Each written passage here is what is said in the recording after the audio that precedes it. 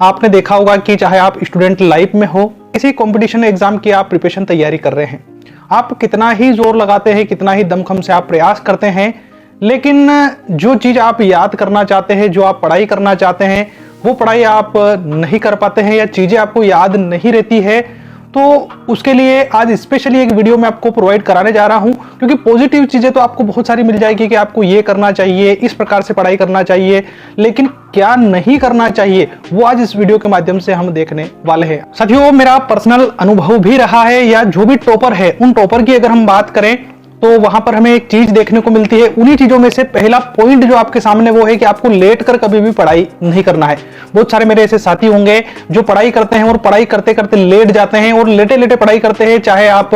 Books से पढ़ रहे हैं, मोबाइल के माध्यम से पढ़ रहे हैं, या जिस भी मेथड का आप यूज कर रहे हैं पढ़ाई करते समय, लेकिन अगर आप लेटे हुए हैं तो आप कभी भी उन चीजों को आगे समय के लिए याद नहीं रख पाएंगे। वो चीजें ज्यादा समय तक आपके दिमाग में टिकी हुई नहीं रहेगी, क्योंकि आप जैसे ही लेट जाते हैं तो आपकी बॉडी जो है वो पूरी तरह से आपका वर्क करना बंद कर देती है, कम कर देती है। माइंड जो है वो आपका वो भी वर्क करना बंद कर देता है, क्योंकि आप लेटी हुई पोजीशन में पढ़ाई कर रहे हैं। तो अगर माइंड जो है वो आपका एक्टिव नहीं रहेगा, बॉडी आपकी एक्टिव नहीं रहेगी, तो जो चीजें आप पढ़ते हैं, याद करते हैं, वो चीजें आपके माइंड में जो है लंबे समय तक नहीं टिक पाएगी। दूसरे पॉइंट की ओर अगर मैं आपको लिए चलूं तो बहुत सारे हमारे ऐसे साथी हैं जो शोर शराबे वाली जगह भी पढ़ाई करने लग जाते हैं, यानी जहां पर आपका मन पड़ा या जहां आपको टाइम मिला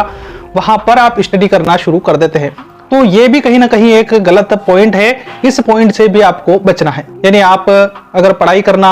चाहते हैं तो एक सेल्फ रूम आपके पास होना चाहिए, या ऐसी जगह आपको पढ़ाई करना है जहां पर किसी प्रकार का कोई डिस्टरबेंस आपका नहीं हो। यानी हो सकता है कि आसपास रोड निकली है तो बस की, ट्रेन की या जो भी और व्हीकल है उनकी आवाज हॉर्न के माध्यम से आप तक नहीं पहुंचे, या आप ऐसी जगह रहते हैं जहां पर भीड़ भाड़ वाला एरिया है, उस एरिया में जो आपके पड़ोसी है या जो भी छोटे बच्चे हैं, कोई भी अगर खेल कूद हो रहा है, मस्ती हो रही है, तो वो थोड़ा सा आपको डिस्टरबेंस यहाँ पर कर सकता है। और आप कितना ही मन लगाकर अगर पढ़ाई करेंगे, अगर आप शोर शराबे वाली, डिस्टरबेंस वाली जगह में अगर आप बैठकर पढ़ाई करते हैं तो आप पढ़ाई कभी नहीं कर पाएंगे। इसलिए आपको स्टडी करते समय ऐसा जो एरिया है वो चूज करना है जहां पर किसी प्रकार की कोई डिस्टरबेंस ना हो, किसी प्रकार की कोई आवाज ना आए। आपको बता दूं कि बहुत सारे मेरे ऐसे साथी हैं जो कहीं ना कहीं पढ़ाई कर रहे हैं या किसी भी कंपटीशन एग्जाम की प्रिपरेशन कर रहे हैं। अब जो भी कुछ पढ़ते हैं उस टाइम आप एक ही कार्य कीजिए, यानी केवल पढ़ाई पर, तो पढ़ाई पर, स्टडी पर आप फोकस कीजिए। मेरे साथी जो होते हैं वो अलग अलग काम भी करते रहते हैं, जैसे स्टडी कर रहे हैं, स्टडी करते करते कुछ उठकर फिर कुछ दूसरा काम करके आ गए, फिर थोड़ी देर स्टडी करी, फिर वापस उठ के कुछ काम कर लिया, या अपना ध्यान 2-2, 3-3, 4-4 काम में एक साथ लगा रखा है। तो अगर आप इस प्रकार से स्टडी करेंगे तो वो स्टडी कभी भी आपके माइंड में ज्यादा दिन तक टिकी नहीं रहेगी, या आप उसको ज्यादा देर तक याद नहीं रख पाओगे।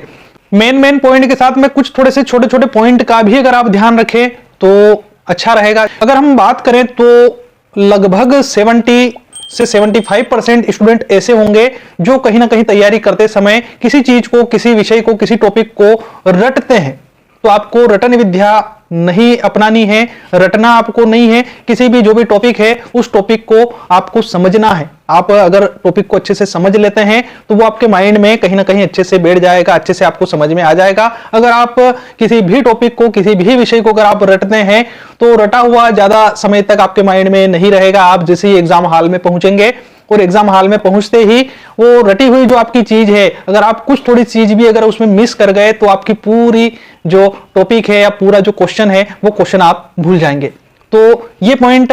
थे आज के जो कि आपको नहीं करने हैं, आपके स्टडी में 4 चांद ये लगा देंगे। साथियों, आशा करता हूं कि ये जो वीडियो है ये आपके लिए हेल्पफुल साबित होगी, और इसी प्रकार की वीडियो अपडेट डेली प्राप्त करने के लिए आप चैनल को सब्सक्राइब कर लीजिएगा, बेल आइकन को प्रेस कर लीजिएगा। साथ ही साथ आपके जो भी फ्रेंड्स हैं, रिलेटिव है, जो कहीं ना कहीं स्टडी से, पढ़ाई से जुड़े हुए हैं, उन तक ये वीडियो शेयर करना आपको नहीं भूलना है। ये वीडियो आपको कैसी लगी कमेंट में आप हमें जरूर बताइएगा, और मिलते हैं इसी प्रकार की उपयोगी जानकारी वीडियो लेकर। तब तक के लिए आप सभी को जय हिंद, जय भारत।